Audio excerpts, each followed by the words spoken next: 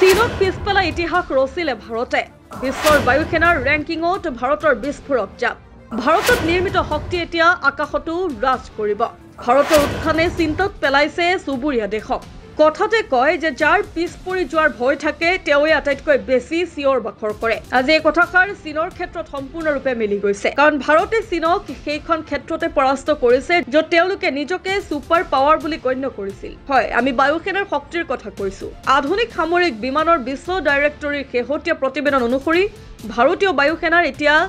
বিশ্বৰ তৃতীয় শক্তিশালী বায়ুসেনা হিচাপে পৰিগণিত হৈছে ভাৰতৰ আগত কেৱল আমেৰিকা আৰু ৰাছিয়াহে আছে আনহাতে চীন চতুৰ্থ স্থানলৈ অৱনমিত হৈছে অৰ্থাৎ এইবাৰ ভাৰতে চীনক আকাশ যুদ্ধৰ ক্ষমতাত স্পষ্টভাৱে পিছ পেলাইছে এই প্ৰতিবেদনৰ আন এক আমোদজনক দিশ হৈছে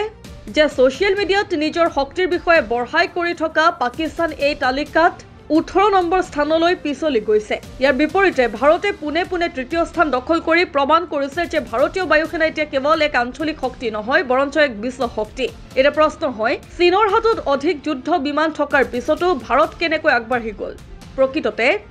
WDMMA ৰেংকিঙে কেৱল বিমানৰ সংখ্যা গণনা নকৰে বৰঞ্চ ই গুণগত মান প্ৰযুক্তি বিভিন্ন বিমানৰ মাজত ভাৰসাম্য লজিষ্টিক্স আৰু দেশৰ ঔদ্যোগিক সামৰ্থ্যৰ দৰে বহুতো দিশ বিশ্লেষণ কৰে ভাৰতীয় বায়ুসেনাৰ আটাইতকৈ ডাঙৰ শক্তি হ'ল ইয়াৰ সুষম গাঁথনি ভাৰতীয় বায়ুসেনাত 31% যুদ্ধ বিমান 29% হেলিকপ্টাৰ আৰু 21% প্ৰশিক্ষণ বিমান আছে ইয়াৰ অৰ্থ হ'ল ভাৰতৰ ওচৰত প্ৰতিটো অভিযানৰ বাবে এক সঠিক মিশ্ৰণ আছে আনহাতে চীনৰ বায়ুসেনাৰ 52% কেৱল যুদ্ধ বিমান যাৰ ফলত তেওঁলোকৰ হেলিকপ্টাৰ আৰু প্ৰশিক্ষণৰ ক্ষমতা দুৰ্বল স্পষ্ট কৰে যে চীনৰ বায়ুসেনা শক্তিশালী হলেও ভাৰসাম্যহীন ভাৰতৰ হাতত Su-30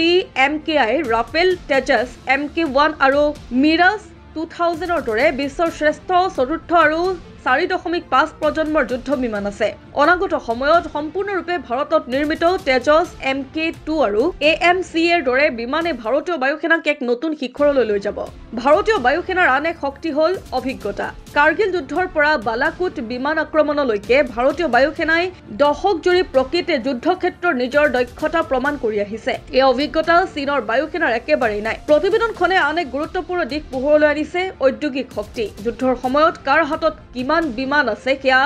ডাঙৰ কথা নহয় বৰঞ্চ কোনে নতুন বিমান নিৰ্মাণ কৰিব পাৰে সেয়াহে গুৰুত্বপূৰ্ণ এই ক্ষেত্ৰত ভাৰত চীনতকৈ বহুত আগত HAL DRDO আৰু L&Tৰ দৰে কোম্পানীয়ে আজি দেশতে যুদ্ধ বিমান মিছাইল আৰু ৰাডাৰ নিৰ্মাণ কৰিছে এই প্ৰতিবেদনৰ পিছত বিশ্বৰ প্ৰতিক্ৰিয়া উল্লেখনীয় আমেৰিকাই স্পষ্টভাৱে কৈছে যে চীনৰ আগ্ৰাসনৰ বিৰুদ্ধে ভাৰত তেওঁলোকৰ আটাইতকৈ গুৰুত্বপূৰ্ণ মিত্ৰ হ'ব যিখন আমেৰিকাই এদিন ভাৰতক আওকাণ কৰিছিল আজি সেইখন আমেৰিকাই কৈছে চীনক ৰখাবলৈ হলে ভাৰতক লাগিবই ইয়াৰ কাৰণ হ'ল চীন আৰু আমেৰিকাৰ মাজত আৰম্ভ হোৱা নতুন বাণিজ্য যুদ্ধ চীনে ৰেয়াৰ আৰ্থ উপাদানৰ ৰপ্তানি বন্ধ কৰি দিছে যিবোৰ ইলেক্ট্ৰনিক্স আৰু প্ৰতিৰক্ষা সামগ্ৰীৰ বাবে অপৰিহাৰ্য সেই আমেৰিকাই এতিয়া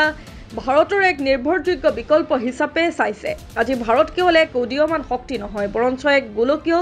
ভাৰসাম্য ৰক্ষাকাৰী হৈ পৰিছে বায়ুসেনাৰ এই তৃতীয় স্থান কেৱল এটা ৰেংকিং নহয় ই ভাৰতৰ সামৰিক আত্মনিৰ্ভৰশীলতা আৰু বৰ্ধিত শক্তিৰ প্ৰতীক যিটোৱে চীনৰ বাবে এক ডাঙৰ চিন্তাৰ বিষয় হৈ পৰিছে এই বিষয়ক লৈ আপোনাৰ মতামত কি কমেণ্টত জনাওক